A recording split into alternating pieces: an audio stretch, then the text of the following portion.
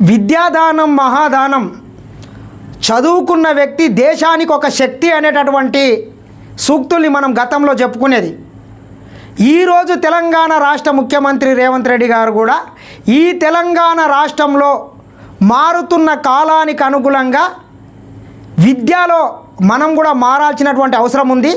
పాత పద్ధతులు కాకుండా ప్రపంచ స్థాయి స్టాండర్డ్లతో కూడుకున్నటువంటి విద్యా విధానాన్ని ఈ తెలంగాణ రాష్ట్రంలో అమలులోకి తీసుకురావాలని చెప్పి ఎన్ని కోట్ల రూపాయలైనా పర్వాలేదు, భవిష్యత్తు తరాలను తీర్చిదిద్దేవి కేవలం తరగతి గదులు మాత్రమే, చదువు ఒక్కటే మన తలరాతలు మారుస్తుందని చెప్పి నమ్మినటువంటి ముఖ్యమంత్రి స్వయంగా గవర్నమెంట్ స్కూల్లో చదువుకొని ఒక రాష్ట్రానికి ముఖ్యమంత్రి అయ్యిండు. కాబట్టి దాన్ని ఆదర్శంగా తీసుకోవాలని చెప్పి ఈ తెలంగాణ రాష్ట్ర వ్యాప్తంగా ఉన్నటువంటి పేద బడుగు బలహీన వర్గాల పిల్లలు చదువుకునేటటువంటి ఈ ప్రభుత్వ పాఠశాలను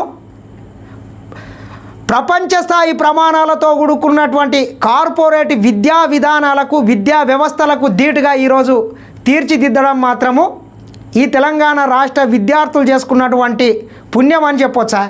ఈరోజు చూసుకున్నట్లయితే యంగ్ ఇండియా ఇంటిగ్రేటెడ్ స్కూల్స్ కావచ్చు, తెలంగాణ పబ్లిక్ స్కూల్స్ కావచ్చు, ఈ రకంగా తీసుకొని వచ్చి తెలంగాణ విద్యా విధానంలో సమూలమైనటువంటి ప్రక్షాళన చేసి భవిష్యత్తు తరాలను ఒక ఐఏఎస్లుగా ఐపీఎస్లుగా ఒక క్రీడాకారులుగా ప్రపంచ స్థాయి ప్రమాణాలతో కూడుకున్నటువంటి విద్యా వ్యవస్థను ఒక్క తాటి మీదకి, ఒక్క క్యాంపస్లోకి కులాల మతాలకు అతీతంగా తీసుకురావాలని చెప్పి ముఖ్యమంత్రి సంకల్పించడం మాత్రము ఈ తెలంగాణ రాష్ట్ర ప్రజలు విద్యార్థులు చేసుకున్నటువంటి ఒక అదృష్టంగా భావిస్తాం.